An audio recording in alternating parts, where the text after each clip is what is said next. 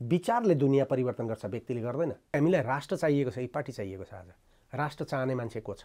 Deuba India गयो, देउबालाई त्यहाँ राज्य मन्त्रीले स्वागत गर्न आयो, नेपालको सार्वभौमिकता भङ्ग भयो नि होइन सर भन्न आउँछ। देशमा अवसर छैन।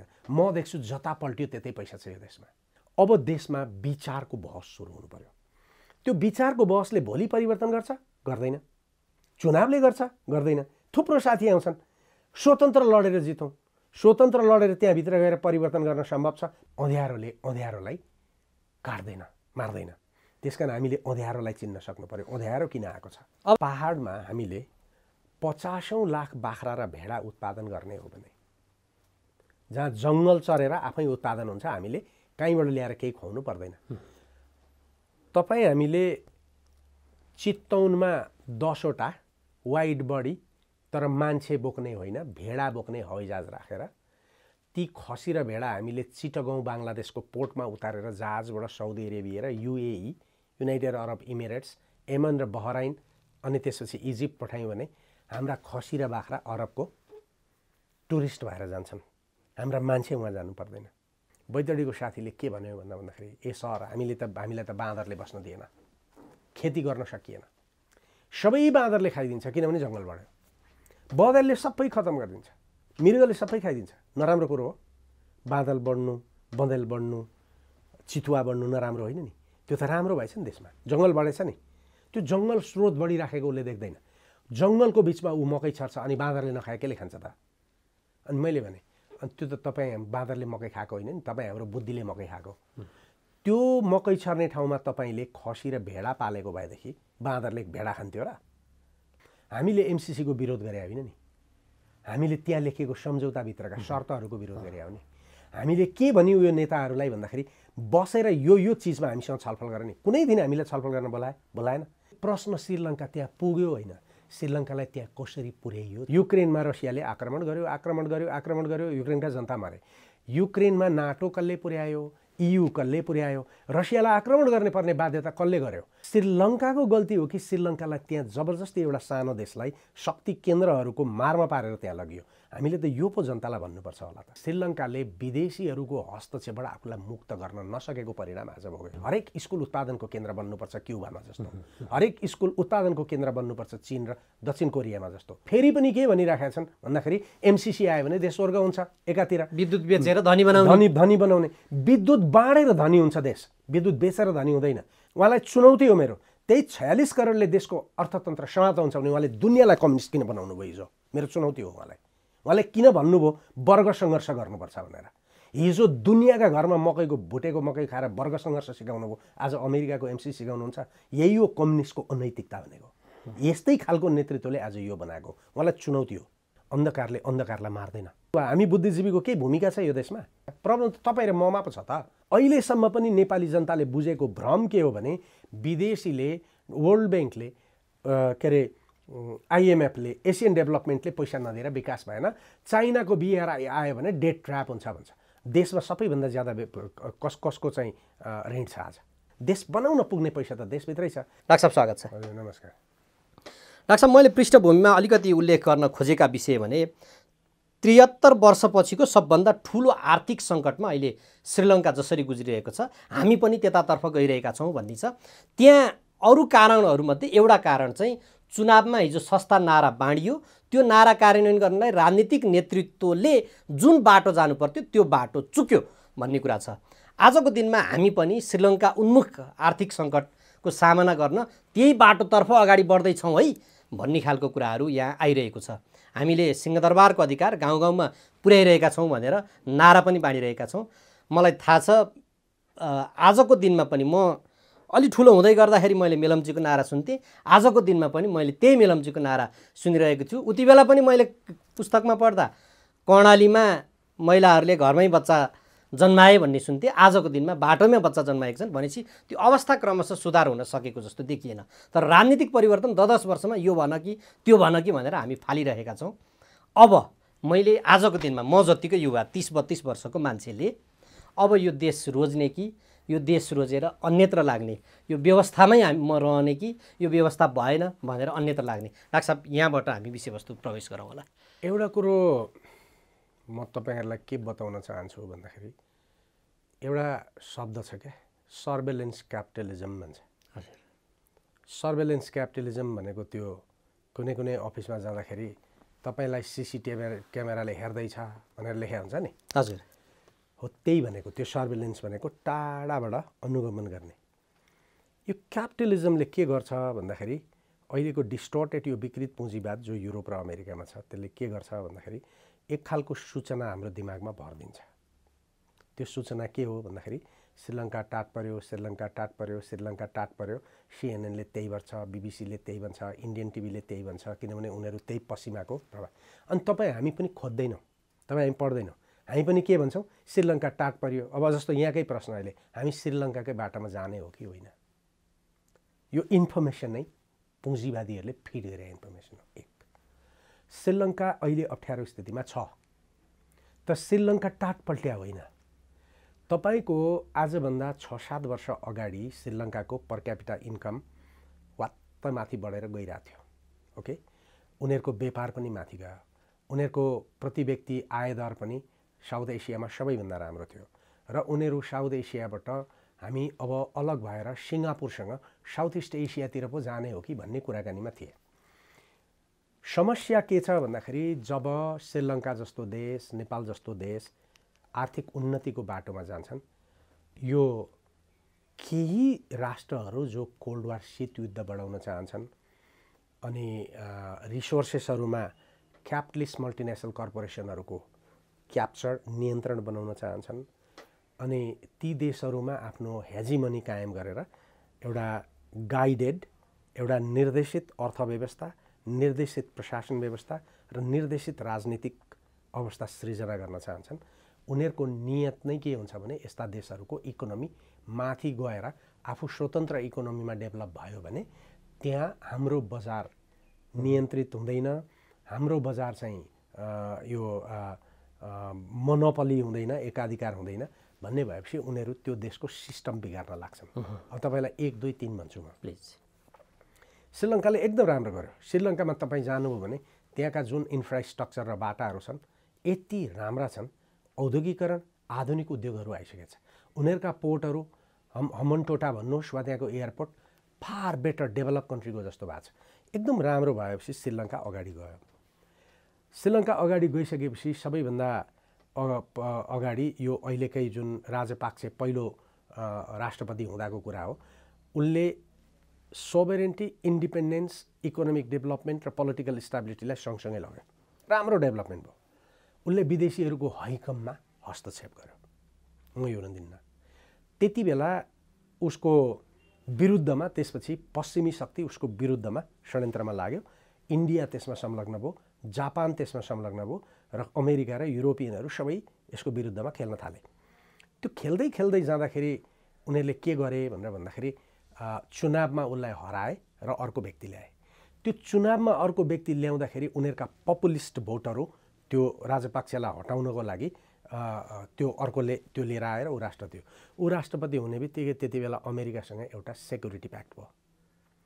त्यो सेक्युरिटी प्याक्टमा के थियो भनेर भन्दाखेरि अमेरिकाको सेना श्रीलङ्कामा आउँदा भिसा लिन नपर्ने, अमेरिकन भनेपछि पासपोर्ट देखाएर स्वाटै भित्र आउने, भान्सार तिर्न नपर्ने र उसले डिक्लेयर पनि गर्न नपर्ने, पासपोर्ट देखाएर भित्र आउने भयो। र उनीहरूले त्यसपछि एउटा प्रोपोगन्डा सुरु गरे, श्रीलङ्का चाहिँ अब चाइनिजहरूको यो डेथ ट्र्यापमा पर्छ भनेर गरे। त्यति बेला स्टडी भयो। मैले लेखेको यो दक्षिण एसिया, चीन अर्थतन्त्रको आयाम, भू अर्थतन्त्रको आयाम भन्ने किताबमा पनि लेखेको छु। इन्डियाको करिब 22-23% डेट छ श्रीलङ्कामा, जापानको 46% छ, चीनको जम्मा 6% हो र वेस्टर्न कन्ट्रीहरूको, युरोपियन युनियनको, वर्ल्ड ब्याङ्कको, IMFको, जापानको गर्दा करिब 50-60% डेट चाहिँ त्यहाँको ऋण चाहिँ यिनीहरूको छ। अर्थात् पश्चिमी पुँजीवादी देशहरू र अन्तर्राष्ट्रिय संस्थाहरूको छ। जापानको त जम्मा 6% हो। चीनको त जम्मा 6% हो। चीनको थुप्रै प्रोजेक्ट त्यहाँ गयो। तर त्यो गएको थुप्रै प्रोजेक्ट चाहिँ कसरी गयो भनेर भन्दाखेरि श्रीलङ्कन गभर्मेन्टको टेन्डरमा चिनियाहरूले काम गरे एक, अर्को श्रीलङ्कालाई चिनियाहरूको सहयोग पनि प्रशस्त गयो। ओके, अनि उनीहरूले आफ्नो सहयोगमा बाटा बनाए, फर्किए, बाटा राम्रा बने।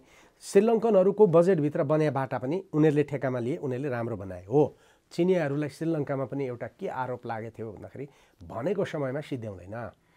चिनियाहरू के भन्छन् भनेर भन्दाखेरि पर्याप्त मजदुर पाउँदैन, हडतालहरू हुन्छन्, चाडपर्वहरूले गर्दा साउथ एसियामा भन्या बेला कामै गर्दैन, चाडपर्व र हडतालले वाक्क लगाउँछ, तेल पाइँदैन भन्ने खालको कुराहरू उनीहरू गर्छन्। यो विवादमा नजाउँ। त्यसपछि एमसिसीको विवाद आयो र त्यसपछि श्रीलङ्कामा पोलिटिकल एउटा अहिले नेपालको जस्तो स्थिति भयो, टग अफ वार पोलिटिक्स भयो र त्यो हुँदाहुँदै त्यहाँभित्रको इकोनोमी यसरी ध्वस्त गरियो कि अहिले श्रीलङ्का त्यहाँ पुग्यो। त्यसैले प्रश्न श्रीलङ्का त्यहाँ पुग्यो होइन, श्रीलङ्कालाई त्यहाँ कसरी पुर्याइयो चाहिँ भन्ने हो नि। हामीले त नागरिकलाई सही सूचना दिनु पऱ्यो नि। तर आम पत्रिका नेपालमा कसरी लेखिरहेछ भन्दाखेरि श्रीलङ्का त्यहाँ पुग्यो, नेपाल त्यहाँ पुग्छ। श्रीलङ्काको गल्ती हो कि श्रीलङ्कालाई त्यहाँ जबरजस्ती एउटा सानो देशलाई शक्ति केन्द्रहरूको मारमा पारेर त्यहाँ लगियो। हामीले त यो पो जनतालाई भन्नुपर्छ होला त। त्यसकारण श्रीलङ्का टाट पल्टिएको होइन। अहिलेको स्थिति के हो, पपुलिस्ट त्यो नाराले पनि होइन, भयो के भनेर भन्दाखेरि कोभिडको कारणले र पश्चिमी ब्लक र यो पुँजीवादीहरूको जुन त्यहाँ श्रीलङ्काले एउटा विदेशी हस्तक्षेपको चरम एउटा अवस्था भोग्यो यो विगत 5-7 वर्षमा, त्यसले गर्दा उनीहरूको नेसनल यो फरेन करेन्सीको रिजर्भमा उसको अप्ठ्यारो स्थिति आयो। एक, अब बुझ्नुपर्ने कुरो के हो भने स्वतन्त्र अर्थतन्त्र हामीले हुन पाउँदो रहेछ नि त। विदेशीको पैसामा हाम्रो अर्थतन्त्र चल्नुपर्ने बाध्यता रहेछ नि त। यो श्रीलङ्काको समस्या नेपालको समस्या हो कि पुँजीवादी समस्या हो? हामीले विरोध गर्नुपर्ने त त्यो होला नि। मेरो देशको पैसाले मैले चल्न नपाउने, उसको डलरबाट मैले चाहिँ मेरो पैसा सञ्चालन गर्नुपर्ने जुन अन्तर्राष्ट्रिय उदारीकरण र भूमण्डलीकरणको रूपमा G7 का देशहरूको दास बन्नुपर्ने आजको अवस्था छ, त्यसले सृजना गरे होला। तर हामी के भनिरहेछौँ, श्रीलङ्का समाप्त भयो, श्रीलङ्का पोलिटिकल पार्टीले समाप्त पारे, श्रीलङ्काका नेताले पारेको चाहिँ यो शक्तिले हो नि। यो शक्तिलाई विरोध गर्नुपर्थ्यो होला नि। जसरी युक्रेनमा भयो, युक्रेनमा रसियाले आक्रमण गर्यो, युक्रेनका जनता मरे। युक्रेनमा नाटो कसले पुर्यायो, EU कसले पुर्यायो, रसियालाई आक्रमण गर्ने पर्ने बाध्यता कसले गर्यो, यो सबै कसले गर्यो? हामीले सही ढङ्गले मान्छेलाई सूचना नगरेको कारणले आज देशको नेतृत्व पनि त्यही सर्वेलेन्स क्यापिटलिजमको प्रभावमा छ। नेताले के बुझिया छन्, ओके। अनि त्यसपछि हामी मिडियाले पनि यही कुरो प्रचार गर्छौँ। त्यसकारण म के मान्दिनँ भन्दाखेरि श्रीलङ्का सिद्धिँदैन, यो कुरो गलत प्रसारण नगरौँ। श्रीलङ्कामा नेतृत्व असफल हुन सक्छ, तर श्रीलङ्का यो 2-4 वर्ष अगाडि बनेको देश होइन, लामो देश हो। चीनको प्राचीन इतिहासदेखिको श्रीलङ्कामा चाहिँ छ, हो, तर एउटा राम्रो टापु छ। त्यसैले कहिले पर्तुगिज आएर ठगेका छन्, कहिले ब्रिटिस आएर ठगेका छन्, कहिले अमेरिकन आएर ठगेका छन्। यो पश्चिमी शक्तिको एउटा जुन खेल हो त्यो खेलको भएको छ। प्रश्न हामीले के हो भन्दाखेरि श्रीलङ्काले एउटा कुरो चाहिँ के हो भने श्रीलङ्काले विदेशीहरूको हस्तक्षेपबाट आफूलाई मुक्त गर्न नसकेको परिणाम आज भोग्यो। हामीले भन्ने कुरा चाहिँ यो हो। त्यसो भए डाक्टर साहब, हाम्रोमा पनि यहाँ के भन्दैछन् भने पछिल्ला दिनमा जसरी विदेशी हस्तक्षेप बढ्दै गएको छ, एकजना अर्थमन्त्री भइसकेकै व्यक्तिले के भने एमसिसी पारित नगरिदिएको भए हामी पनि ठ्याक्कै त्यही श्रीलङ्काकै जस्तो बन्थ्यौँ होइन। टाट पल्टेन डाक्टर साहबले प्रश्न पारिहाल्नुभयो। तर त्यस्तै खालको अवस्थामा हामी पुग्थ्यौँ भन्ने खालको कुरा गरे। पछिल्ला दिनमा यहाँ विदेशबाट भएका भ्रमणहरू अथवा प्रधानमन्त्री यहाँबाट अन्यत्र जाने अथवा यहाँनिर जुन प्रायोरिटीमा राखियो त्यो दिशामा हामी चाहिँ कतापट्टि छौँ त आजको दिनमा? अब तपाईँले फेरि यहाँ बुझ्नुपर्ने कुरो के हो भनेर भन्दाखेरि हामीले रियली बुझ्नुपर्ने नेपालको स्थिति के हो भनेर भन्दाखेरि हाम्रो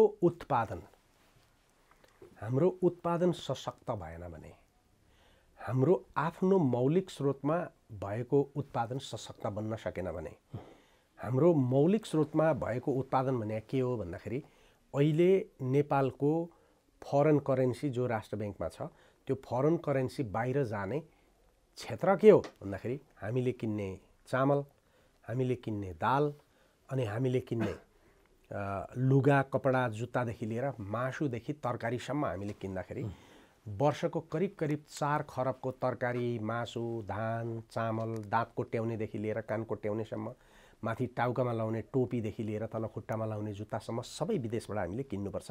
त्यसकारण हामीले जति राष्ट्र ब्याङ्कमा फरेन करेन्सी ल्याए पनि त्यो बाहिर जान्छ। नेपालले आर्जन नगरे होइन फरेन करेन्सी। तपाईँको कतिपय मानिसहरू इन्डियन आर्मीमा गएको छ, इन्डियन करेन्सी आउँछ, ब्रिटिसमा गएको छ, ब्रिटिस करेन्सी आउँछ, त्यसपछि रेमिटेन्स पनि हाम्रोमा आइराखेको छ। हाम्रो आयात चाहिँ बढी भयो, निर्यात चाहिँ भएन। हजुर, यदि हामीले देशमा यो कथित त्यो भूतपूर्व अर्थमन्त्री भन्ने को हो त्यो मान्छे म चिन्दिनँ, तपाईँले नाम पनि भन्नु भएन, यस्तै स्वाट मान्छेहरूका कारणले आज देशको हालत यो भएको हो। हामीले गर्नुपर्ने कुरो के हो भने हामीले अहिले 2019 सालमा 2 खरबको खाद्यान्न आयो, त्योभन्दा पछाडि करिब 2.5 खरबको खाद्यान्न, यो धान चामलको कुरा मात्रै, गहुँ पिठोको मात्रै कुरा त्यो। अनि 2016 सालमा हाम्रो 3 खरब रुपियाँ इन्डियामा रेमिटेन्स गयो।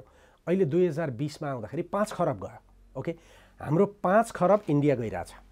इन्डियाले सहयोग दियो, हुलाक मार्ग बनाउन सहयोग दियो भनेर वर्षको 6 अरबको हामी कुरा गर्छौँ। इन्डियाले केही स्कुललाई दिएका बस र केही एम्बुलेन्स र सांसदलाई चढ्ने गाडी बाहेक अरू केही पनि सब्सटेन्स छैन। उसले दिएको सहयोग 10-12 अरबको छ। हामीले उसलाई दिएको रेमिटेन्स 5 खरबको छ। जुत्ता सिउने पनि उतैको छ, गार्मेन्टमा लुगा सिउने पनि उतै छ, कपाल काट्ने पनि उही छ, सबै तरकारी बजार उसैका व्यापारीहरूको छन्, मिठाई बनाउने पनि उही छ, चार्टर एकाउन्टेन्ट पनि उही छ, मेडिकल कलेजमा पढाउने पनि उही छ, सबै कर्मचारी पनि उसकै छ, सबै व्यवसाय पनि उसकै छ, गाडी पनि उसकै छन्, सबै पैसा हाम्रो जान्छ। गाडीको अलग हो, यो 3 खरब 5 खरबभित्र पर्दैन। त्यो 5 खरबलाई रोक्ने नेपाली युवाहरूलाई सिम्पल मैले उदाहरण दिन्छु। महिलाहरूले त ब्युटी पार्लर भनेर कपाल काट्न थाले नि त। यही हाम्रो ब्युटी पार्लर जस्तो पार्ने हो त केटाले पनि कपाल काट्थ्यो होला नि त। भनेपछि राष्ट्रले नागरिकलाई उन्नतशील बनाएन।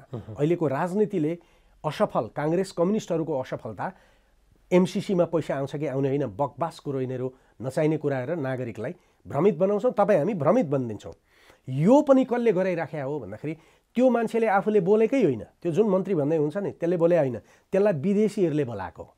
नाथे 46 अरब डलर नेपालमा आएर नेपालको अर्थतन्त्र रहने र नरहने होइन, 15 खरबको इकोनोमी भएको हो। हिजो नआउँदा यदि त्यसो भए त्यो मन्त्रीले के जवाब दिनु पर्यो भने त पोहोर त आएको थियो नि त त्यो, अनि पोहोर चाहिँ कसरी नेपालको अर्थतन्त्र बिग्रिएन त?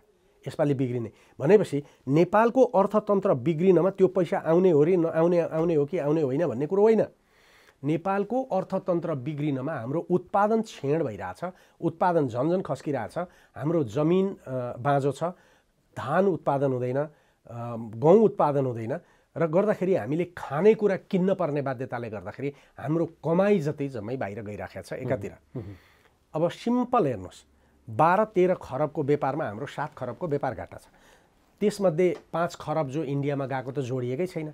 अनि खाद्यान्नमा हाम्रो 3-4 खरब गइरहेछ, अर्को कुरामा गइरहेछ भनेपछि हामीले अहिले गर्नुपर्ने नेपालको इकोनोमीलाई स्टेबल गर्न हामीले गर्नुपर्ने कुरो उहाँले भने जस्तो बकवास कुरा होइन।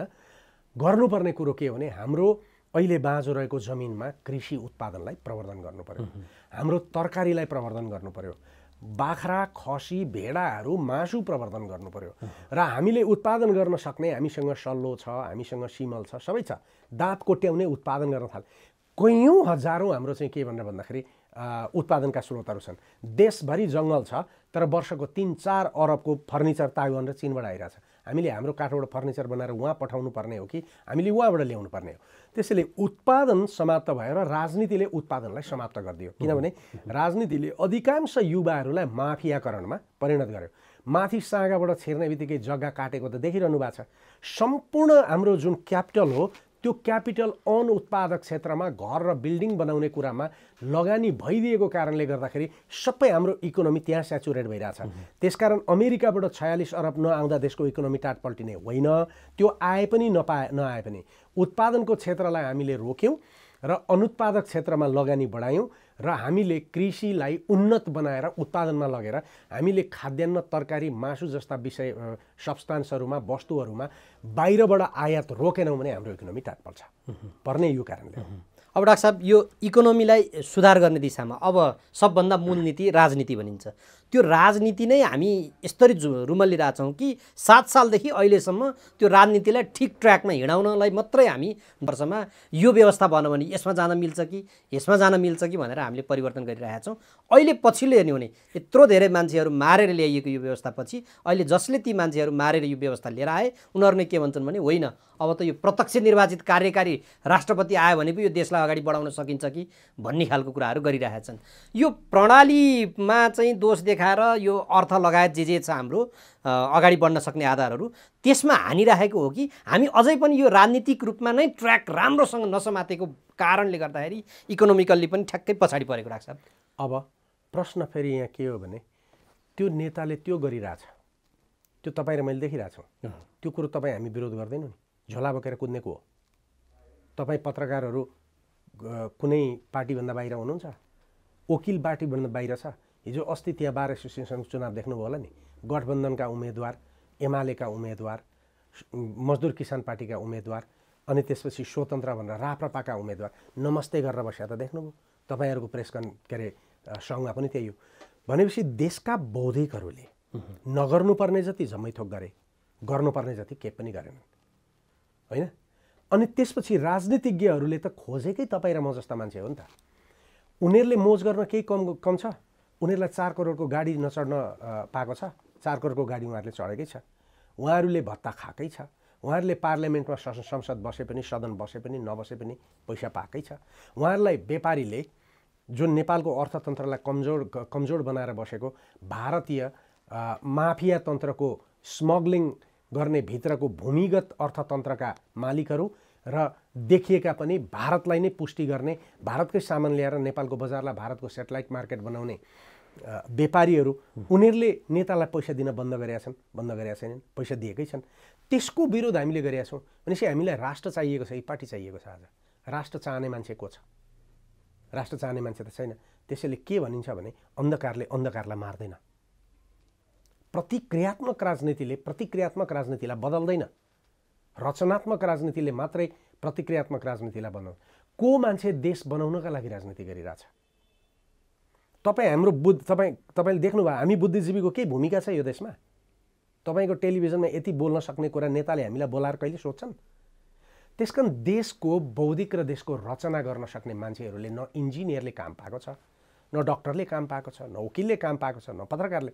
देशको बौद्धिक र उत्पादनशील शक्तिलाई कुनामा ठेलेर विश्वविद्यालयहरू सम्पूर्ण धाराशायी बनाएर शिक्षालाई समाप्त गरेर अनि कस्तो अर्थतन्त्र बन्छ? त्यसकारण त्यो बन्न प्रचण्डले, माधव नेपालले, केपी ओलीले रोक्या हो र?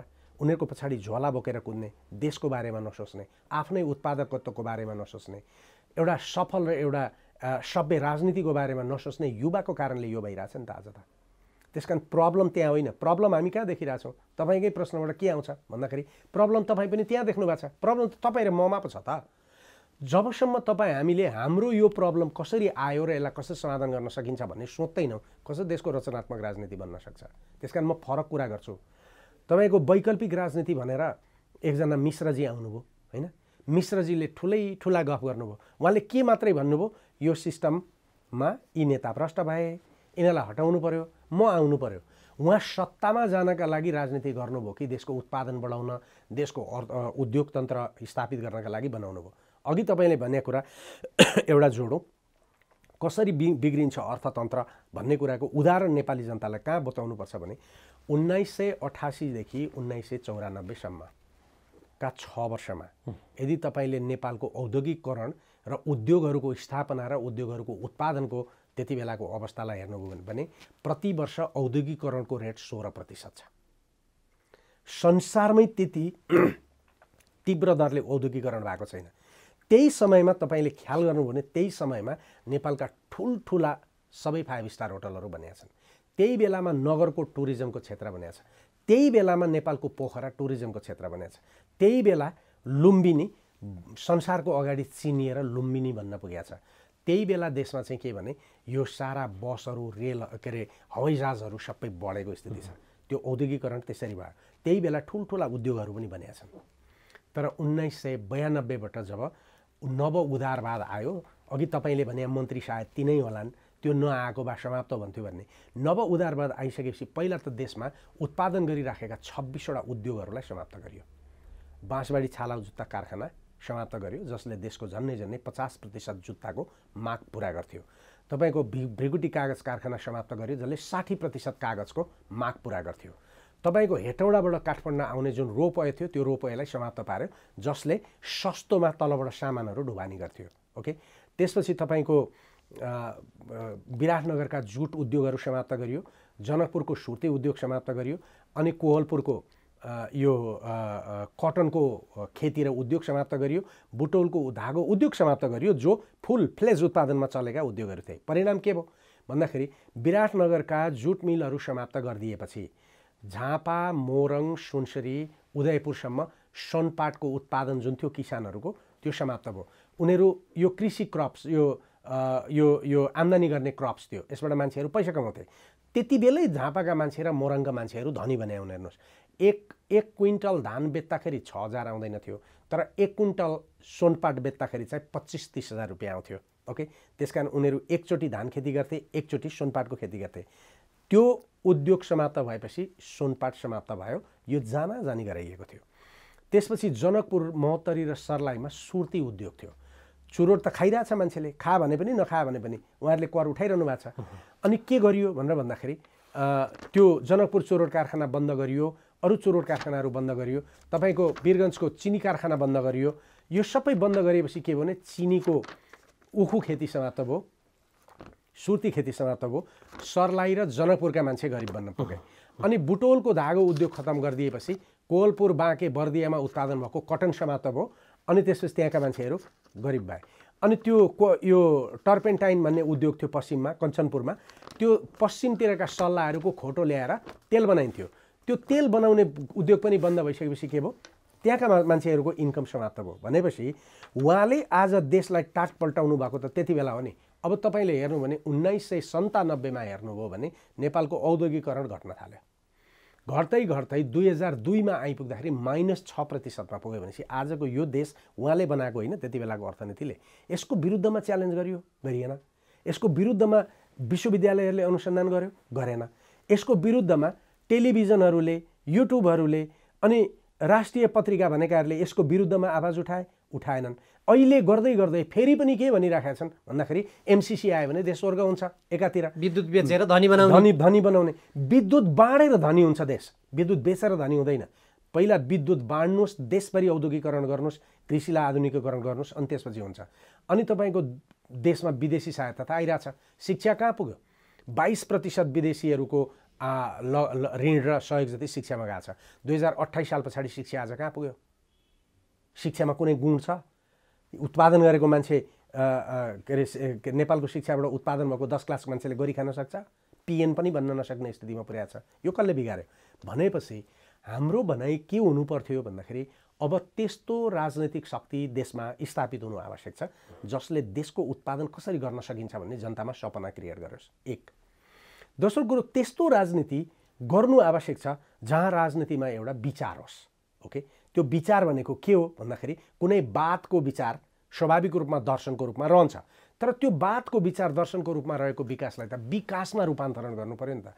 नेपाली जनतालाई के भन्नु पर्यो भन्दाखेरि कसरी कलेक्टिभाइज गरेर, कसरी हामी हाम्रो श्रमलाई सामूहिकरण गरेर, कसरी हाम्रो पुँजीलाई सामूहिकरण गरेर हामी आफ्नो ठाउँमा औद्योगिकरण गर्न सक्छौँ र उत्पादन बढाउन सक्छौँ भन्नेको राजनीति जानु पर्यो त।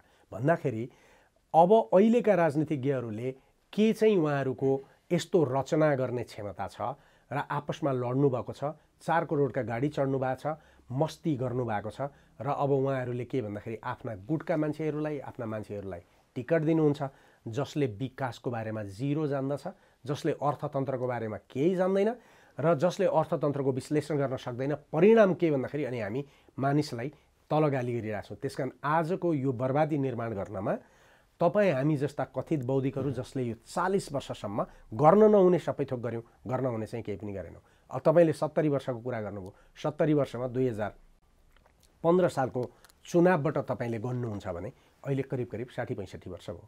यो 60-65 वर्षमा 30 वर्ष पञ्चायतले खायो।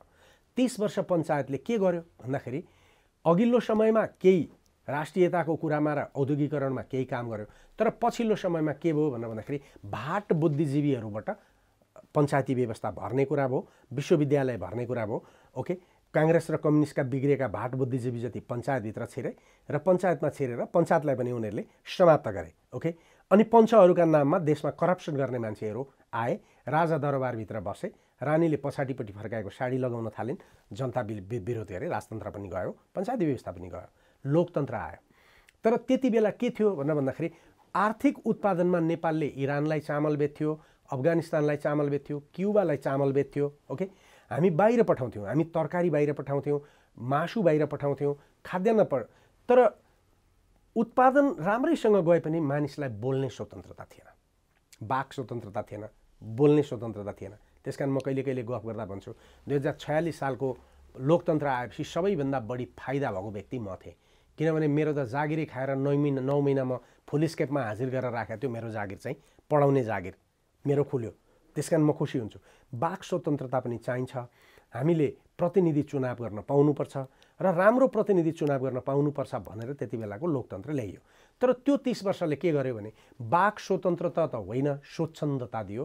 जे गरे पनि हुन्छ, जता गरे पनि हुन्छ, भ्रष्टाचार गरे पनि हुन्छ, आज एउटा कुरा भोलि एउटा कुरा बोले पनि हुन्छ, जोसुकैसँग गठबन्धन गरे हुन्छ, जोसुकैसँग तालमेल गरे हुन्छ, जे गरे पनि हुन्छ। त यो गर्ने क्रममा राजनीतिक पार्टीले काङ्ग्रेसले समाजवादको राजनीति समाप्तै पारिदियो र कम्युनिस्टहरूमा मार्क्सवाद लेनिनवाद भन्ने कुरा सर्वनाश भयो। त आज कम्युनिस्ट पार्टीसँग पनि विचार छैन, काङ्ग्रेससँग पनि विचार छैन। विचारहीन जत्थाहरू आफ्ना सङ्गठन बनाएर चुनावमा गइरहेछन्, उनीहरूका जत्थाहरू छन्। अनि देशको जमिन काटेर जमिनमा घर बनाउने अनुत्पादक क्षेत्रमा सबै लगानी पुर्याउने जुन माफिया तन्त्रको अर्थतन्त्र छ, त्यो अर्थतन्त्रले त्यो राजनीतिक पार्टी बोकेको छ। परिणाम के भयो भन्दाखेरि बौद्धिक र युवाहरू यो देख्न सकेन। किन देख्न सकेन? अघि नै मैले भने सर्वेलेन्स क्यापिटलिजम। यो कुरो त बताउँदैन नि मिडियाले। यो CNN ले भन्छ, यो BBC ले भन्छ। BBC ले के भन्छ? प्रचण्ड गलत भयो, माधव नेपाल गलत भयो, देउबा गलत भयो भन्छ। उसले यो कुरो भन्छ कि नेपालको युवाहरूलाई उत्पादनशील क्षमता र उत्पादकत्व दिएर नेपालको उत्पादन घट्यो। त्यसकारण नेपालको अर्थतन्त्र बनाउनको लागि स्थानीय खेती अनि त्यसपछि उनीहरूको कृषिको उत्पादन र खाद्यान्नमा सेल्फ सफिसियन्ट हुने, आत्मनिर्भर हुने कुरा गरेन भने नेपालको इकोनोमी धाराशायी हुन्छ त BBC ले भन्दैन, CNN ले भन्दैन। त्यसकै कुरा सुनेर यहाँ लेख्ने के पार्टीहरू हुन्छन् अहिले, होइन? थुप्रो पार्टी छन् नि, काला पार्टी, सेता पार्टी, राता पार्टी, अनेक पार्टीले लेख्दैनन्। परिणाम के हुन्छ? मान्छे के सोध्छ भने हो हामी के भएर बिग्रियौँ भन्दाखेरि यो MCC को 46 अरब नआएर बिग्रियौँ। हामी के आएर बिग्रियौँ भन्दाखेरि पश्चिमाले पैसा दिन सकेन। पश्चिमाले पैसा दिन सक्दो रहेछ कि रहेन रहेछ भन्ने त युक्रेनले देखाइसक्यो नि त। अहिलेसम्म पनि नेपाली जनताले बुझेको भ्रम के हो भने विदेशीले, वर्ल्ड ब्याङ्कले, के अरे IMF ले, एसियन डेभलपमेन्टले पैसा नदिएर विकास भएन, चाइनाको BRI आयो भने डेट ट्र्याप हुन्छ भन्छ। देशमा सबैभन्दा ज्यादा कसको चाहिँ ऋण छ आज? World bank, international monetary fund, European country लगायतको छ। उनीहरूको अहिलेसम्म यत्रो लोन, यत्रो 100-200 करिब अरब लोन प्रत्येक नेपालीका टाउकामा चाहिँ 60,000 को लोन चाइनाका कारण, BRI का कारण लाग्यो होइन? अनि नेपाललाई के बनाइएको छ अहिले भन्दाखेरि नेपाललाई जियोपोलिटिकल सिचुएसनभित्र भारत र चीनलाई कन्टेन गर्ने, निषेध गर्ने राजनीति स्थापित गर्नको लागि काङ्ग्रेस पनि त्यसैमा लागेको छ, कम्युनिस्ट पनि त्यसमै लागेका छन्। दुर्भाग्यको कुरो, अझ सौभाग्यकै कुरा भनौँ, संसारभरि कम्युनिस्टहरू अमेरिका विरोधी गर्थे, तर नेपाल यस्तो मौलिक देश, सगरमाथा भएको, बुद्ध जन्मिया देश, एउटा मौलिक देश भएको छ जुन देशका कम्युनिस्टले अमेरिका मान्छन्। यहाँ कम्युनिस्ट छन् डाक्टर साहब, आजको दिनमा चुनाव कसरी जित्ने भनेर एकै ठाउँमा बसेका छन्, पार्टी छ नि त। त्यसकारण के भन्नु पर्यो? उनीहरूलाई नि कम्युनिस्ट भन्नु पर्यो नि त। तर ती कम्युनिस्टहरू कसलाई मान्छन्? अमेरिकालाई मान्छन्। समाजवाद मान्छन्? मान्दैनन्। यस्तो देश जहाँ सबै पार्टी समाजवादी छन् र देशको संविधानले समाजवाद उन्मुख बनेको छ, तर ती पार्टी जति नव उदारवादमा। त्यसैले यो के हो भन्दाखेरि यो अँध्यारोले अँध्यारोलाई काट्दैन, मार्दैन। त्यसकारण हामीले अँध्यारोलाई चिन्न सक्नु पर्यो, अँध्यारो किन आएको छ। अब डाक्टर साहब, त्यो अँध्यारोमा उज्यालो लिएर आउने त्यो के गरेर होला? यहाँ के भाष्य निर्माण गरियो भने हामी बिजुली बेचेर धनी हुने। आजको दिनमा पनि झ्याप्प झ्याप्प बत्ती गइरहेछ। हामी 4 रुपियाँमा भारतलाई बिजुली बेचिरहेका छौँ, 38 रुपियाँमा त्यहाँबाट आयात गरिरहेका छौँ। त्यही नियत हेर्ने हो भने पनि भोलिको दिनमा के होला त्यो अहिले सामान्य व्यक्तिले नि परिकल्पना गर्न सक्छ। अब यतापट्टि जाँदाखेरि अब टुरिज्मको पाटोमा पनि भनौँ भने पनि आज सिंहदरबारको अधिकार हामीले गाउँ गाउँमा लग्यौँ भन्यौँ भने पनि त्यो सबै पुँजी चाहिँ त्यहाँ केमा भ्युटारहरूमा खर्च गरियो भनेर यहाँ आलोचनाहरू पनि हुन थाल्यो। त्यसो हो भने यो यो यो उज्यालो लिएर आउने बाटो कहाँनिरबाट जानु पर्थ्यो डाक्टर साहब? उज्यालो ल्याउन विचार चाहिन्छ। विचारको लागि बौद्धिकता चाहिन्छ। बौद्धिकताको लागि विवेकशील एउटा राष्ट्रिय स्वतन्त्रता, राष्ट्रिय सार्वभौमता र देशको पहिचान बनाउने मानिसहरूको आवश्यकता हुन्छ। हामी कहाँ बिग्रिया छौँ भनेर भन्दाखेरि तपाईँले भन्नुभयो, ठ्याक्कै तपाईँलाई भनिदिउँ, रचनाको कुराबाट देशको उत्पादन बढाएर देशलाई धनी बनाउनु भन्ने केही मान्छेहरू छन्। ती मान्छे को हुन् भन्दाखेरि शेरबहादुर तामाङ, केशव स्थापित, विरोध खतिवडा। उहाँहरू देशलाई कसरी धनी बनाउन चाहनुहुन्छ? गाँजा बेचेर। हेर्नुहोस् रचना पनि कहाँ पुगेको छ हो। म यो भन्दिनँ कि गाँजा दबाई हो, म यो भन्दिनँ दबाई हो। त्यो उत्पादन गरेर त्यसबाट तेल निकालेर हामी निकै पैसा कमाउन सक्छौँ। तर त्यसैले देश विकास हुने होइन। देश विकास हुने हो भने यस्तो एउटा शक्ति, एउटा यस्तो नेतृत्व देशमा आवश्यक छ। जस्तो तपाईँलाई सिम्पल भनौँ न, एउटा सपना देख्दाखेरि, एउटा उदाहरण हेर्दाखेरि, तपाईँले टुरिज्मको पनि कुरा गर्नुभयो। तपाईँ काठमाडौँलाई ठुलो बनाइरहनु भएको छ। मलाई अब त यस्तो लाग्छ कि देशको सबै मान्छे काठमाडौँमै आएर बस्छ, अन्त देश चाहिँ खाली हुन्छ। ओके, म तपाईँलाई 2-3वटा उदाहरण दिएर भन्छु। प्लिज। एउटा बैतडीको साथीले एकपल्ट मलाई टेलिफोन गर्यो। बैतडीको साथीले के भन्यो भन्दाखेरि, ए सर हामीलाई त बाँदरले बस्न दिएन, खेती गर्न सकिएन, सबै बाँदरले खाइदिन्छ किनभने जङ्गल बढ्यो। बँदरले सबै खतम गरिदिन्छ, मृगले सबै खाइदिन्छ। नराम्रो कुरो हो बाँदर बढ्नु, बँदेल बढ्नु, चितुवा बढ्नु नराम्रो होइन नि। त्यो त राम्रो भएछ नि देशमा, जङ्गल बढेछ नि। त्यो जङ्गल स्रोत बढिराखेको उसले देख्दैन। जङ्गलको बिचमा ऊ मकै छर्छ अनि बाँदरले नखाए केले खान्छ त? अनि मैले भने अनि त्यो त तपाईँ बाँदरले मकै खाएको होइन नि, तपाईँ हाम्रो बुद्धिले मकै खाएको। त्यो मकै छर्ने ठाउँमा तपाईँले खसी र भेडा पालेको भएदेखि बाँदरले भेडा खान्थ्यो र? जङ्गलका बिचमा लगेर मकै छ्यापेपछि अनि मकै छरेपछि बाँदरले नखाए केले खान्छ त? अब यहाँ त बाँदर मार्नु पर्यो, जङ्गल फाड्नु पर्यो, त्यसो उजाड बनाइदिउँ नि देशलाई, सिद्धियो, मकै रोपौँ। हेर्नुहोस् सोच के हो भन्दाखेरि, यदि देशले पहाडमा हामीले 50औं लाख बाख्रा र भेडा उत्पादन गर्ने हो भने, जहाँ जङ्गल चरेर आफै उत्पादन हुन्छ, हामीले कहीँबाट ल्याएर केही खुवाउनु पर्दैन। तपाईँ हामीले चितवनमा 10वटा वाइड बडी तर मान्छे बोक्ने होइन भेडा बोक्ने हवाईजहाज राखेर ती खसी र भेडा हामीले चिटगाउँ बाङ्लादेशको पोर्टमा उतारेर जहाजबाट साउदी अरेबिया र युएई, युनाइटेड अरब इमिरेट्स, यमन र बहराइन अनि त्यसपछि इजिप्ट पठायौँ भने हाम्रा खसी र बाख्रा अरबको टुरिस्ट भएर जान्छन्। हाम्रा मान्छे उहाँ जानु पर्दैन। यो सोच्यो कसैले? यो सोचेन। यो गर्न नेपालमा सम्भव छ। एक। दोस्रो कुरो, काठमाडौँलाई तपाईँले केन्द्र बनाएर काठमाडौँबाट 4 लेनको बाटो तपाईँले धादिङ बेसी बनाउनु भयो, अहिलेकै बाटोबाट 4 लेनको बाटो भिदुर पुर्याउनु भयो। 4 लेनको बाटो सिधा 45 मिनटमा आउने पारेर सुरुङ प्रयोग गर्दै हेटौँडा पुर्याउनु भयो, नारायणगढ पुर्याउनु भयो, बर्दिवास पुर्याउनु भयो, अनि त्यसपछि तातोपानी पुर्याउनु भयो भने यो 10-12 8-9वटा जुन सेटेलाइट सिटी बाहिर विकास हुन्छन्, काठमाडौँको मान्छे कहाँ जान्छ? मेलम्चीको 12 खरबको पानी यहाँ ल्याउनुपर्छ र हामीले? पर्दैन नि। गरिरहनु भएको छ के? सबै काठमाडौँभित्र उत्पादन हुने जमिनलाई प्लटिङ गर्न दिनुभएको छ। प्लटिङ गरेको छ, डाँडा काटेको छ, किनभने नेतालाई फाइदा छ। यो बोल्ने नेता खोइ? यो नेता यो यसरी बोलेर मानिलिउँ म हिँड्ने भएला भोलिबाट यस्तो विकास गर्न सकिन्छ देशमा, तपाईँ लाग्नुहुन्छ मेरो पक्षमा? तपाईँ लाग्नुहुन्न नि? किन तपाईँ कि एमालेमा हुनुहुन्छ, कि समाजवादीमा हुनुहुन्छ, कि प्रचण्डमा हुनुहुन्छ, कि देउबामा हुनुहुन्छ? तपाईँ नै भन्नुहुन्छ नि भोलि यो युवराज सङ्ग्रौला मन्त्री यसको खुट्टो तानेर पछार्ने त तपाईँ नै हो नि त। भनेपछि देश तपाईँ हामी बिगारिरहेछौँ नि त। यो बुझ्यो नेपालको नागरिकले, पढे लेखेको मान्छेले। कस्तो मान्छे छ हेर्नुहोस्। तपाईँको अहिलेको युवा गफ गर्छ अनि त्यसपछि 60,000को बाबुआमाको पैसा खर्च गरेर मोबाइल बोकेको छ, बाबुआमाको पैसा खर्च गरेर 6 लाखको पल्सर साँडे गोरु जस्तो त्यो विज्ञापनमा साँडे गोरु भएर निक्लिन्छ नि त्यो चढेको छ। यहाँ मेरो कलेजमा 600-700 विद्यार्थी पढ्न आउँछन्, स्कुटर राख्ने र मोटरसाइकल राख्ने ठाउँ हुँदैन। कहाँबाट स्कुटर लिएर आउँछ? ठिमीबाट यहाँ स्कुटर लिएर आउनुपर्छ। अनि त्यो पैसा कहाँ गएको छ? इन्डिया र जापान गएको छ। ओके, यदि तपाईँले काठमाडौँका बाटा ठुलो पारेर मान्छेका घर भत्काउन छोडेर तपाईँले 5000 सार्वजनिक बस काठमाडौँदेखि धुलिगेलसम्म स्मुथली चलाइदिने, उतिया मैले ठिमीमा गएर आउने बित्तिकै बस चढ्ने हुन्, तपाईँले मोटरसाइकल चढेर आउनु पर्थ्यो र अहिले तपाईँ त बसबाट आउनुहुन्थ्यो नि त। अनि यो गाडी मैले किन्नु पर्थ्यो, मसँग गाडी, अर्कोसँग गाडी, अर्कोसँग। अनि काठमाडौँमा बस्ने 30 लाख मान्छेले 30 लाखले गाडी चलाउनु परेपछि कत्रो बाटो बनाउनुहुन्छ? 10 लेनका बनाए पनि जाम हुन्छ। त्यसैले बाटो साँघुरो भएको होइन नि नेपालमा, गाडी धेरै भएको। गाडी किन धेरै भयो? सरकारले व्यवस्थापन गर्न नसकेको। सरकारले व्यवस्थापन किन नगरेको?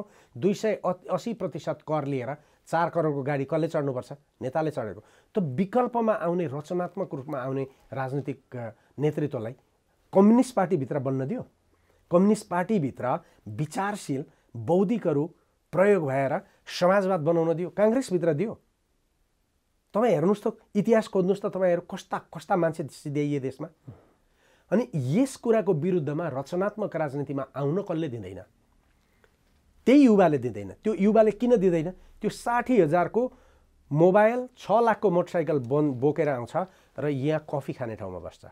कफी खाने ठाउँमा बसेर के भन्छ? यो देशमा अवसर छैन, म अस्ट्रेलिया जानुपर्छ। 9 बजे उठ्छ, दाढी पालेको छ, कपाल लामो छ, बोरा जत्रो घुँडासम्मको टी सर्ट झुन्याएको छ।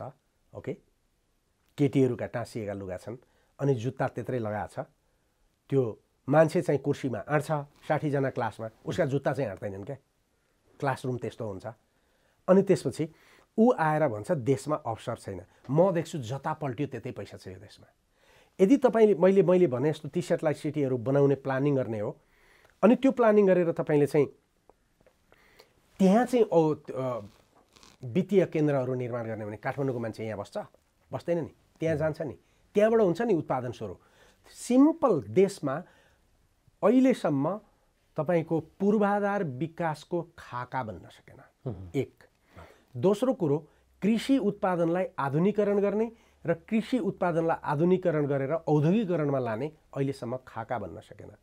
देशको शिक्षा कस्तो हुनु पर्थ्यो भने 11,000 12,000 स्कुल छन्। एउटा स्कुलमा 30 जना विद्यार्थी पढ्छन्, 6 जना 7 जना 10 जना टिचर छन्।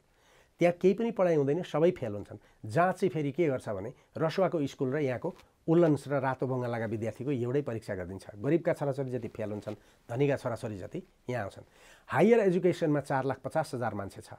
4,50,000 मध्ये माथिको 20% को धनी पपुलेसनको 80% विद्यार्थी स्कुलमा छ, कलेजमा छ। ओके, अनि तलको 20% को, तलको 80% को 20% छ। त्यो मान्छे तलै फेल हुन्छ। ऊ न इन्जिनियर बन्छ न डक्टर बन्छ। उसले पढ्नका लागि 1 करोड रुपियाँ मेडिकल पढ्नुपर्छ। ओके, अनि त्यो 1 करोड रुपियाँ मेडिकल पढेर ऊ कमाउनका लागि पढ्छ। ऊ त्यस कारण यहाँ बस्दैन, ऊ साउदी अरेबिया जान्छ। भनेपछि यो शिक्षाले के गर्यो भन्दाखेरि आफै वर्ग विभाजन गर्यो। त्यस कारण नेपालको शिक्षालाई यदि तपाईँले 553 वटा नगरपालिकामा बुढा नीलकण्ठ स्कुल जस्तो 2500 पढ्ने विद्या स्कुल बनाउनु हो, अनि त्यो गाउँ गाउँमा छरेको तपाईँले कनिका छर्या जस्तो पैसा चाहिँ त्यस्तो सम्पन्न स्कुलमा पठाउनु भयो। त्यो स्कुल 200 रोपनीमा बनाउनु भयो। त्यही कृषि उत्पादन गर्नुभयो। त्यहाँ एउटा मिलिट्रीको जर्नललाई अध्यक्ष बनाएर राखिदिनु भयो। त्यही 35 जना मिलिट्रीको एउटा सानो कम्पनी पनि त्यहाँभित्र राख्नुभयो। त्यो विद्यार्थीलाई ड्रिल गराउनु भयो, त्यो विद्यार्थीलाई राष्ट्रियता सिकाउनु भयो, अनि त्यसलाई चाहिँ खेतीमा लगाउनु भने त्यो त उत्पादनको केन्द्र हुन्छ नि। हरेक स्कुल उत्पादनको केन्द्र बन्नुपर्छ क्युबामा जस्तो, हरेक स्कुल उत्पादनको केन्द्र बन्नुपर्छ चीन र दक्षिण कोरियामा जस्तो, अनि न हुन्छ उत्पादन। त्यो स्कुल बन्यो, त्यो बनेन। सबै स्कुल जति के प्राइभेट, अनि 40,000 रुपियाँ। यहाँ मेरोमा के भन्छ विद्यार्थी क्लासमै जाँदैन पढ्न, किनभने त्यहाँ 40,000 रुपियाँ तिरेर आएको छ, अनि यहाँ 6,000 रुपियाँ महिनाको फिस तिर्न उसलाई गाह्रै छैन। उसका बाबुले त पैसै नलाग्ने रहेछ। त्यो 40,000 पहिला खर्च गरेकोमा 15,000 अर्को 6,000 बाबुले दिएपछि ऊ यहाँ आएर के गर्छ? कफी खान्छ र पढ्दैन। भनेपछि यो युवाले राजनीतिलाई के भन्छ भन्दाखेरि राजनीति पोलिटिक्स भने डर्टी गेम हो भन्छ। एउटा बुझेर गएको छ राजनीतिमा, ऊ डर्टी नै गेम गर्न गएको, ऊ डन्डा बोकेर हिँडेको छ, रातो फेटा बाँधेर हिँड्छ, कागज फ्याँक्छ बाटोमा। अर्को डर्टी गेम भन्छ, पढ्छ, देशको राजनीतिमा व्यवस्था गर्छ, अनि त्यसपछि यो नेतालाई सत्तामा बस्न दिन्छ। अनि यो प्रचण्डले र माधव नेपाल, केपी ओली र देउवाले बिगारेको देश हो कि यो कथित युवाले बिगारेको देश हो? त्यसको आँखा जहिलेसम्म खोल्दैन, त्यसले जबसम्म पढेको नलेज सही ढङ्गले प्रयोग गर्दैन, देश बन्दैन। त्यसकारण प्रश्न आजको रचना के हो भने यो बारेमा डिबेट हो। त्यसकारण म तपाईँहरूसँग रिसाउने कारण के हो भने यो बारेमा बहस गर्न आउनुहोस् न। डाक्टर साहब, हामीसँग रिसाउनु परेन, किनभने विद्वान व्यक्तिको छेउमा बस्दामा नलेज आउँछ। डाक्टर साहब, डाक्टर साहबले जे विचार प्रवाह गर्नुभएको छ हेर्ने व्यक्तिहरूले कम्तीमा 10%ले बुझ्यो भने पनि तपाईँको सक्सेस हो। डाक्टर साहब हो त, तपाईँहरू आउनु, तपाईँ भने मैले तपाईँलाई भने होइन, तपाईँहरू भने सम्पूर्ण यो पत्रकार तपाईँहरू आउनुहुन्न नि, यो आउनुहुन्छ छलफल गर्न। के भन्दाखेरि अब यो देउबा इन्डिया गयो, देउबालाई त्यहाँ राज्य मन्त्रीले स्वागत गर्न आयो, नेपालको सार्वभौमिकता भङ्ग भयो नि होइन सर भन्न आउँछ। अब के हुन्छ बोल्ने हो। डाक्टर साहब, म अब अन्तिममा नि छौँ। अहिलेको मेरो राजनीतिले के भन्छ भने त्यहाँ काङ्ग्रेस कम्युनिस्ट जो छन् यिनीहरू एकै ठाउँमा बसेर आज म भोलि चुनाव कसरी जित्छु भन्ने छ, त्यहाँ भोलि म देश कसरी बनाउँछु भन्ने त्यहाँ भिजन केही पनि देखिँदैन। एनी हाउ जितौँ। हिजो जो शक्ति विरुद्ध भनिएका थिए ती शक्तिहरू आज एकै ठाउँमा छन्। आज राप्रपा नेपाल र एमाले बीच एकता बन्दैछन्। अर्को चाहिँ काङ्ग्रेस र हिजो प्रधान शत्रु भनेको माओवादी, तिनीहरू एकै ठाउँमा हिँड्दैछन्। उनीहरू एकै ठाउँमा हिँडे हामीलाई त्यसमा हामीले विचार गर्न पर्ने पक्ष एउटा होला। तर उनीहरूले त्यसरी जाँदै गर्दाखेरि हामीले चुनाव त आउँदैछ, त्यहाँ भोलि घोषणापत्रमा नि आउलान्। हिजोदेखिको सम्मानित नेपाली, सुखी नेपाल, समृद्ध नेपाल यस्ता खालका नारा पनि आउलान्। एउटा युवाले, एउटा व्यक्तिले, एउटा मतदाताले जो 36 लाख त अहिले थपिए पनि ती मतदाताले हिजो पनि डाक्टर साहब जत्तिको सोच विचार पुर्याइरहेका पनि होलान्, ती त विभाजित भयो होलान्। तर नयाँ थपिँदै जाँदाखेरि त सुधारिएला नि त। पुर्याउनु पर्ने सुझबुझ के हुन्छ डाक्टर साहब? सुझबुझ म तपाईँलाई एउटा उदाहरण दिएर भन्छु।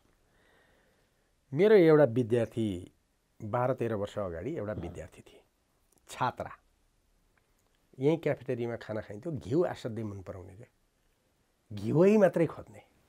अनि मैले त्यो क्याफेटेरियाको जो चलाउँछ उसलाई भने यसलाई घिउ अगाउँजी खाना दिउँ त। अनि एक दिन ऊ खाना बसिया ठाउँमा मै बसेँ। खाने हो, अझै खाने हो। खर्लब डाडुले घिउ बराबर हातबाट चुहाउँदै खाना दिएको थियो। 1 किलो जति घिउ खाएपछि अमन भयो, उसले घिउ खाना छोडी। ओके, मैले भन्न खोजेको के हो भने यो राजनीतिमा युवा र यो देशका मान्छे नअगाएसम्म यो फेरिँदैन। त्यसैले म के भन्दैछु भने अगाउन लाग्दैछन् मान्छे। अब हेर्नुहोस्, चुनावमा तपाईँ हामी मिडियाका साथीहरूले जहिले पनि गणतन्त्रलाई गाली गरेका छ, लोकतन्त्रलाई गाली गरेका छ, सङ्घीयताको समस्या होइन यो, गणतन्त्रको समस्या पनि होइन यो, लोकतन्त्रको पनि समस्या होइन। गणतन्त्र कहाँ छ, लोकतन्त्र कहाँ छ, अनि त्यसपछि सङ्घीयता कहाँ छ? सङ्घीयता तल प्रदेश सरकार बनाएको छ, त्यसले केही अधिकारै पाएको छैन, त्यसले केही गर्दैन। अनि कहाँ सङ्घीयता छ? 7 प्रदेश भनेको छ, 7 प्रदेश त मन्त्री तिनै पार्टीका मन्त्री बनाउने न हुन्, अर्थ त केही पनि होइन। अनि सङ्घमा बसेकोले विकास लान्छ, लाँदैन, उसले कर मात्रै उठाउँछ। कर कहाँ उठाउँछ? संसारभरिका गाडी यहाँ ल्याउँछ, धुवा फ्याँक्ने गाडी 200% कर उठाउँछ, त्यही करले देश चल्या छ। स्थानीय निकाय के गर्छ? कहाँ वडा अध्यक्ष छ, भतिजोले डोजर किनेको छ, डाँडा जति जम्मै काटेका छन्। ओके, स्थानीय निकाय। अनि यसलाई हामी गाली गर्छौँ। यी मान्छे र यहाँको विचारहीन राजनीतिको यो समस्या हो कि लोकतन्त्रको समस्या हो यो? अनि लोकतन्त्रै छैन, भोटतन्त्र छ। भोटतन्त्र पनि गुन्डातन्त्र छ। गुन्डागर्दी, त्यो गुन्डागर्दी पहिला त लाठा हानेर बुथ क्याप्चर हुन्थ्यो, अब त्यो पनि हुन छोडेर पैसामा किन्न थालियो। 2 करोड नभइकन एउटा मेयर जित्दैन भनेपछि पैसा तन्त्र छ। पैसा देशमा नभएको हो, पैसा छ। यति धेरै पैसा कहाँबाट आयो? यो पैसा यहीँभित्र छ, यहीँ छ। यही पैसा हामीले विकासमा परियोजनामा लगाउने हो भने त देश बन्ने रहेछ। देश बनाउन पुग्ने पैसा त देशभित्रै छ। त्यसकारण यो लोकतन्त्रको समस्या पनि होइन, गणतन्त्रको समस्या पनि होइन, सङ्घीयताको समस्या पनि होइन, यो विचारहीनताको समस्या हो। जब राजनीतिक विचारहीनता भन्छ त्यो अनैतिक एउटा जडसूत्रीय अनैतिक एउटा स्वच्छन्दतावाद हुन्छ। त्यो स्वच्छन्दतावादले के गर्छ भने मानिसलाई केन्द्रीकृत गर्छ। त्यो मानिसलाई कसरी केन्द्रीकृत गर्छ भने धनका आधारमा गर्छ। वर्ग विभाजित भइराखेको हुन्छ, धनको आधारमा वर्गीकृत गरेर केन्द्रीकृत गर्छ। त्यसले गर्दाखेरि धनीहरूको राजनीतिमा एकदम दरो बलियो पकड हुन्छ। त्यो कम्युनिस्ट पनि धनी हुन्छ, काङ्ग्रेस पनि धनी हुन्छ, किनभने त्यो न काङ्ग्रेस छ न कम्युनिस्ट छ, त्यो त पार्टीको नाम मात्रै हो नि। त्यो धनी भएपछि उसले टिकट कसलाई दिन्छ? धनीलाई नै दिन्छ। त्यसैले विनोद चौधरी कहिले कम्युनिस्ट हुन्छ, कहिले काङ्ग्रेस हुन्छ, खेतान कहिले काङ्ग्रेस हुन्छ, खेतान कहिले कम्युनिस्ट हुन्छ। ओके, अनि त्यो धनले चलेपछि त्यो धनको आधारमा पकड भएको जुन समाज हुन्छ, त्यो समाजले कहिले पनि गरिबलाई बुद्धिजीवीलाई, व्यवसायीलाई, गरी खाने मान्छेहरूलाई कहिले पनि उन्नतशील हुन दिँदैन। उसलाई उत्पादक बनायो भने त भोलि चेतनशील हुन्छ, चेतनशील भएपछि त उसलाई चुनौती गर्छ नि। म तपाईँलाई उदाहरण दिएर सिद्ध्याउँ। म क्लासमा जान्छु, पहिला भर्ना भइसकेपछि आएका विद्यार्थीहरूमा म सबैभन्दा बढी समय दिन्छु। 12-13 वर्ष अगाडि म के अरे हाम्रो केदार भक्त माथेमालाई एउटा लेक्चर दिन बोलाएको थिएँ। केदार भक्त माथेमाले लेक्चर दिन सुरु गर्ने बित्तिकै करिब 100-150 विद्यार्थीलाई के भन्यो भने तपाईँहरूमध्ये कामदार के अरे मध्यम परिवार कतिजना हुनुहुन्छ भनेर भन्दाखेरि 95ले हात उठाए। त्यो 95 भित्र हात उठाउनेमा ड्राइभरका छोराछोरी पनि थिए, के अरे सुब्बाका छोराछोरी पनि थिए, खरदारका छोराछोरी पनि थिए, ओके, एउटा गरिब वकिलका छोराछोरी थिए, एउटा गरिब पत्रकारका पनि थिए। त उनीहरूका दिमागमा के हालिया रहेछ, हामी मध्यम परिवार हौँ भन्ने। भनेपछि त्यो त सबै कामदार हो नि, ड्राइभर पनि कामदार हो, प्रोफेसर पनि कामदार हो, डक्टर पनि कामदार हो। उसको दिमागभित्र के पर्या रहेन रहेछ, कामदार हौँ हामी भन्ने पर्या रहेन रहेछ। मध्यम परिवार हौँ, हामीसँग सम्पत्ति छ भन्ने पर्या रहेछ। सम्पत्ति के गन्दो रहेछ, घर गन्दो रहेछ, ओके। त्यो घरको दाम सहरभित्र यो पुँजीवादले कसरी घरको यो दाम बढाएको हुन्छ भने 5 कोठाको घरको दाम कति भन्दाखेरि रियल इस्टेटले भने हुन्छ 5 करोड। उसले गन्छ मेरो सम्पत्ति कति छ, कागजमा लेख्दा 5 करोड लेख्छ। 5 करोड त्यो 5 करोडको घरले उत्पादन गर्छ। 5 जनाको परिवार छ, 6 कोठा छन्। एउटा कोठामा एउटा छोरा बसेको छ, एउटा कोठामा एउटा छोरी, एउटा कोठामा बाउ, एउटा कोठामा आमा, एउटा कोठामा पाहुना आउँदा बनाएको छ। त्यसले केही उत्पादन गर्छ, केही पनि गर्दैन। ऊ घरलाई पुँजीकृत गरिरहेछ अनि ऊ आफूलाई मध्यम परिवार ठान्छ। उसको उत्पादन छ, उत्पादन छैन। उत्पादन के छ, बाबुको 40,000 सहसचिव भएदेखि, 35,000 उपसचिव भएदेखि त्यो तलब छ। त्यो तलबले खाइराखेको छ, त्यो तलबले खान पुग्दैन। अनि त्यसपछि घुस खानुपर्छ। अनि घुस रोकौँ भनेर पट्टी टाँसेर बाटामा हिँड्छन्। खान पुग्दैन, घुस नखाए के खान्छ? उत्पादन भए पो खाँदैन थियो त। अनि त्यो कर्मचारीले घुस नखाएर केही गर्छ, किनभने छोरालाई पल्सर मोटरसाइकल कहाँबाट किन्ने, ब्याङ्कबाट किन्ने, ब्याङ्कमा किस्ता कहाँबाट किन्ने, त्यही तलबबाट। त्यो तलब नपुगेपछि अनि काम गराउन आउँदा कसैले 10,000 दियो लिँदैन। यो चिजलाई विश्लेषण भएन। त्यसकारण म के भन्छु भने, मेरो भनाइ के हो भने अब देशमा विचारको बहस सुरु हुनु पर्यो। त्यो विचारको बहसले भोलि परिवर्तन गर्छ, गर्दैन। चुनावले गर्छ, गर्दैन। थुप्रो साथी आउँछन्, स्वतन्त्र लडेर जितौँ, स्वतन्त्र लडेर त्यहाँभित्र गएर परिवर्तन गर्न सम्भव छ। विचारले दुनियाँ परिवर्तन गर्छ, व्यक्तिले गर्दैन। त्यसकारण यो बहस भयो भने आउने 10 वर्षमा त आज म र तपाईँ जसरी गफ गर्दैछौँ, यो गफ देशव्यापी भयो भने त यो अहिले तपाईँले भनेको नेतालाई त प्रश्न सोध्छ होला नि त मान्छेले, त्यसपछि जान्छ। त्यसैले मलाई यो लाग्दैन नेपाल समाप्त हुन्छ, नेपाल मर्छ, नेपाल रहँदैन। म कहिले पनि ठान्दिनँ त्यस्तो होइन। नेपाल एक दिन उन्नतशील हुन्छ। तर समाजको विकासको क्रममा हाम्रो अहिलेको जुन बौद्धिकता छ, त्यो बौद्धिकताले हामीलाई कहाँ पुर्याएको छ भनेर भन्दाखेरि यस्तो प्लानिङ गर्न सक्ने बौद्धिकता देशभरि छरिएको छैन। केही सिटीमा थोरै मान्छेहरू छन्। तर पहिलाको तुलनामा अहिले यो बहस आउन थालेछ, क्वेसन हुन थालेछ। अब देशको युवाले जो अहिले 18 वर्षको छ, उसले यो बहसमा खुट्टा टेक्यो भने त्यसले नै नेतृत्व जन्माउँछ, त्यसले नै झोला बोक्नेलाई डिस्कार्ड गर्छ, त्यसले नै बौद्धिकहरूलाई राजनीतिमा आएर सिकाउनको लागि प्रेरित गर्छ। अन्तिममा तपाईँलाई भनौँ कि चीनमा 1919देखि 1930सम्म यस्तै खालको कुरा थियो, ओके। यस्तै अस्तव्यस्त थियो, धनी भयङ्कर धनी थियो, गरिब धनी थियो। अब यो चीन महारोगले ग्रस्त छ, मान्छे खान पाउँदैन। चीनलाई कसरी विकास गर्ने भन्दाखेरि दुईटा विद्वानहरूले एउटा बहस छेडे। त्यो बहस के छेडे भन्दाखेरि गोफा भन्ने एकजनाले लेखे कि चीन समस्याग्रस्त छ अहिले, हाम्रो जस्तै जो तपाईँले प्रश्न गर्नुभयो त्यस्तै छ। त्यसलाई समाधान गर्न के गर्ने भन्दाखेरि अब एकदमै कडा मेडिसिन दिनुपर्छ। त्यो कडा मेडिसिन भने के भन्दाखेरि यो पुरानो संस्कृतिलाई तहस नहस पार्नुपर्छ। ब्याङ्क बन्द गर्नुपर्छ, ब्याङ्कका ती भ्रष्ट मालिकहरूलाई थुन्नुपर्छ, अफिम खानेलाई जेलमा हाल्नुपर्छ, गोली हाल्नुपर्छ, सरदारहरू तोड्नुपर्छ। चीनमा एउटा चाहिँ निरङ्कुश एउटा चाहिँ के भन्दाखेरि जबरजस्त युद्धको अवस्था सृजना गरेर गल्ती जति जम्मै समाप्त गर्नुपर्छ भनेर भने। त्यही बाटोमा चेङ्काइसेक गयो, ओके। उसले लडाइँ सुरु गर्यो, गर्दा गर्दै के भन्दाखेरि युद्ध सरदारहरू समाप्त गर्यो, मान्छे थुन्यो, कुट्यो। अनि उसले आफ्नो शक्ति दह्रो बनाउन आर्मी थप्दै लग्यो, ऊ निरङ्कुश भयो। माओ त्से तुङ पनि त्यही पार्टीमा, कोमिन्ताङ पार्टीमै थियो। माओ त्से-तुङले के भन्यो भने यस्तो जर्जर भएको समाजलाई कडा औषधि दिएर हुँदैन, माइल्ड मेडिसिन दिनुपर्छ। त्यो माइल्ड मेडिसिन भने के हो? बन्दुक होइन, मानिसको चेतना हो। त्यसैले गाउँमा जाऊ, मानिसलाई उत्पादनशील हुन भन। कम्युनिस्ट पार्टी, माओले नेतृत्व गरेको कम्युनिस्ट पार्टी गाउँ गाउँमा गएर मानिसलाई कपास उत्पादन गराउन थाल्यो। आधार एरिया बनाउँदै बनाउँदै उसले 10 वर्ष 15 वर्षमा च्याङकाई सेकको भन्दा डबल आर्मी बनाएर जापानसँग लड्ने क्षमता बनायो। र 1949मा जब चिनिया कम्युनिस्टहरूले शासन लिए 1 हेक्टर जमिनमा 150 किलो धान फल्थ्यो। दोस्रो वर्षमै उनीहरूले गोरुले जोतेर हुँदैन, ट्र्याक्टरले जोत्नुपर्छ भनेर सबै किसानलाई ट्र्याक्टर बनाए। 1953मा 1 हेक्टर जमिनमा उत्पादन 150 किलो धानबाट 300 किलो पुग्यो। 1957-58मा आउँदाखेरि 700-800 किलो बनाए। सबै कुरा कृषिको उत्पादनमा गयो। पहिला मानिसलाई खान पाउने बनाउनुपर्छ, बाहिरको खाद्यान्न रोक्नुपर्छ, कृषि कृषि कृषि गरेर गयो उनीहरू। त्यसपछि ट्र्याक्टरमा पुगे।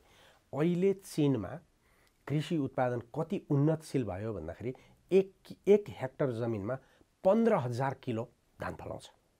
पुरै आधुनिकीकरण भयो, सामूहिकरण गरियो। ओके, अब चीनमा उनीहरूले के भन्यो भन्दाखेरि यो सबै गर्नको लागि शिक्षालाई बदल्नुपर्छ।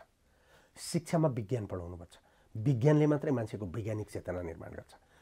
त्यो विज्ञानले बनाएको त्यो जुन चेतना हो, कसैको सहयोग बेगर उसले चन्द्रमामा रकेट पुर्याइसक्यो। आज ऊ दोस्रो ताकत भयो संसारको।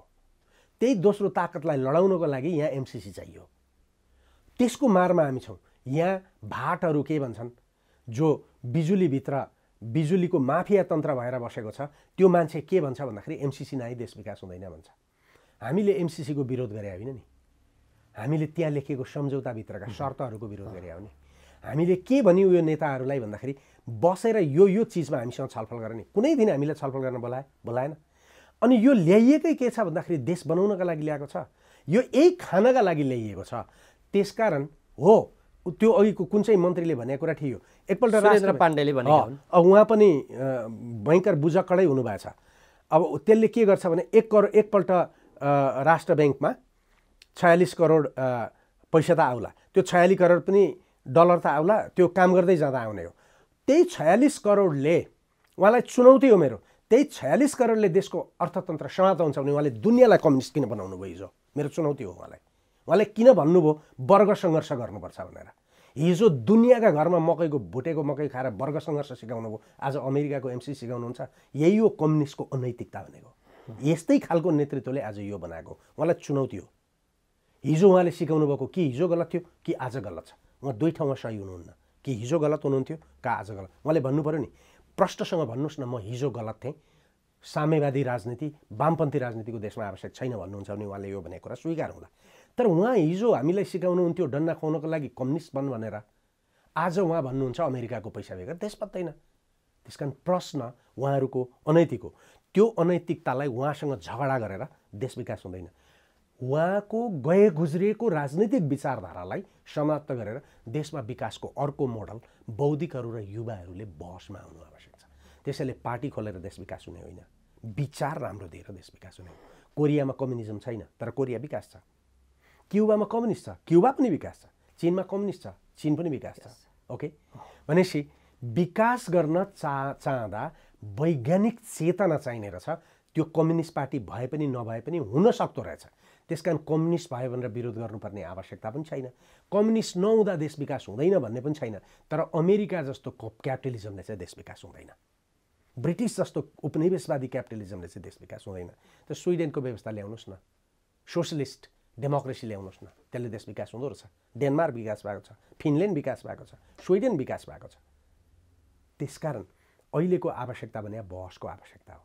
हजार युवाहरूलाई यो बहसमा निक्लिन आमन्त्रण गर्छु म। झोला बोक्न बन्द गर्नुहोस्, कम्युनिस्ट पार्टीभित्रै बस्नुहोस्, नो प्रब्लम, काङ्ग्रेसमै रहनुहोस्, आपत्ति छैन। तर तपाईँको नेतृत्वसँग यो प्रश्न गर्न थाल्नुहोस् न। त्यसकारण देश बिग्रिएको सारमा भन्दाखेरि युवाहरू चेतनशील नभएर। ठ्याक्कै अन्तिममा डाक्टर साहब एक शब्दमा, जस्तो जसले अब यो व्यवस्था बदलौँ भनेर हामीलाई भनिरहेका छन्, म जस्तो युवा जसले अब होइन व्यवस्था होइन म त देशै बदल्छु भनेर सोचिरहेको छ भने त्यसले अहिले निराश हुनु परेन। यो व्यवस्थाको पनि दोष होइन, हामीले त्यहीँ भित्रैबाट आशाका किरणहरू पहिल्याउनु पर्यो। र समस्याको जड भनेको व्यवस्था होइन विचारहीनता हो। मैले अघि नै भने विचारहीनताले अनैतिकता जन्माउँछ, अनैतिकताले कालो बजार जन्माउँछ, कालो बजारले मान्छेलाई उपभोक्तावादी बनाउँछ। त्यसकारण हामी के गर्छौँ, गरिबका घरमा पनि उसले मध्यम परिवार ठानेर गरिबले ड्राइभरले एउटा चाहिँ कामदार भनौँ न, बाटो तल खन्ने मान्छेले पनि बर्थडे भनेर मनाउँछ अनि केक ल्याएर गालामा दल्छ। तपाईँलाई लास्टमा एउटा कुरा भनौँ, समाज कस्तो वर्गीय बन्दैछ भने 1 घन्टाको मिटिङ बस्दाखेरि 2500 रुपियाँ भत्ता दिन्छ, अनि सोल्टी होटलको खाना आउँछ, मारवाडीका दोकानको खाना आउँछ, अनि त्यहाँ उसले 1 घन्टामा 2500 रुपियाँ भत्ता पनि लिन्छ। तर ऊ त्यो कोटेश्वरमा बाटो खन्नेले 700 रुपियाँ पाउँछ, उसको पनि 1% कर लिन्छ। दिनभरि 8 घन्टा काम गर्दाखेरि तपाईँ 700 रुपियाँ दिने, तपाईँ तलब खाएर 1 घन्टाको बैठकमा 2500 रुपियाँ लिने। काभ्रे पलाञ्चोक र सिन्धुपाल्चोकको गरिब, टाढाको त कुरै नगरौँ, जुम्लाको र ताप्लेजुङको कुरा नगरौँ, यहीँको एउटा गरिबसँग 3 रोपनी जमिन छ, 3 रोपनीमा 5 मुरी कोदो फलाउँछ। त्यो 5 मुरी कोदोले उसलाई खोले पारेर खाँदाखेरि 5 महिना पनि पुग्दैन। ऊ चाहिँ 1 रोपनी जमिनको 500 कर तिर्छ। अनि विनोद चौधरी, युवराज सङ्ग्रौला, माधव नेपाल, प्रचण्डजी अनि देउबाजी उहाँहरू चाहिँ लग्जरियस गाडीतिर चढेर गाडीमा कर तिर्नुहुन्छ, लग्जरीमा। भनेपछि त्यो खान नपाउने कुरामा बाँच्नका लागि कर लगाउनुहुन्छ। तर देश कम्युनिस्टहरूको शासनमा छ, कम्युनिस्टहरू सत्तामा छन्, अनि उहाँहरू कम्युनिस्ट हो। उहाँहरूलाई कम्युनिस्ट भनेर मानिदिएका कारणले आज यो भएको छ। तपाईँ कम्युनिस्ट होइन, म मार्क्सवादी हुँ भन्छु। म मार्क्सवादी दृष्टिकोणबाट समाजलाई हेर्ने धृष्टता राख्छु, मार्क्सवादी विश्लेषण गर्छु। म कुनै पार्टीको मान्छे होइन, तर समाजमा मार्क्सवादी दृष्टिकोणबाट हेऱ्यो भने इतिहास र वर्तमानको विकासको क्रमलाई हेरेर उत्पादनलाई अगाडि बढाएर लिएर जान सकिन्छ भन्ने मेरो विश्वास हो। क्यापिटलिजम पनि गलत होइन, उसले पनि क्यापिटल फर्मेसन गर्छ। तर जुन क्यापिटलिजम उहाँहरू कुरा गरिरहनु भएको छ, त्यो क्यापिटलिजमले गरिब चुस्छ, धनी बनाउँछ। उहाँहरू के गर्नुहुन्छ, पाण्डेजी जस्ता अर्थमन्त्री, उहाँहरू भन्नुहुन्छ प्रत्येक नेपालीको $1100 पर क्यापिटा छ। विनोद चौधरीको पैसा, खेतानको पैसा, राष्ट्र ब्याङ्कको पैसा, जनताबाट उठेको कर जोड्नुहुन्छ अनि 3 करोडले भाग गर्नुहुन्छ र प्रत्येक नेपालीसँग $1100 छ। यहाँभन्दा ठुलो झुट केही हो? अनि भन्नुहुन्छ नेपालको गरिबी 50%बाट घटेर 16%मा आयो, तर आज मान्छे 80% गरिब छ। उहाँहरू गरिबका आँखामा धुलो झोकेर गरिबको कर उठाएर गाडी चढेर बस्ने मान्छेहरू उहाँहरू। त्यसकारण यही बौद्धिक, हामीले राजनीति गर्नुहुन्न भन्छु म। बौद्धिकहरूले हामीले बोल्ने कुरा यो हो, त उहाँले जवाफ दिनु पर्यो नि। यो त युवाले सोध्नु पर्यो नि यो प्रश्न। त्यसकारण यो सोध्ने युग नआइकन देश विकासमा जाँदैन, तर यो युग 10 वर्षभित्र आउँछ। हुन्छ, एकदमै महत्त्वपूर्ण विचार र समयका लागि म डाक्टर साहबलाई आभार र धन्यवाद व्यक्त गर्न चाहन्छु। धन्यवाद।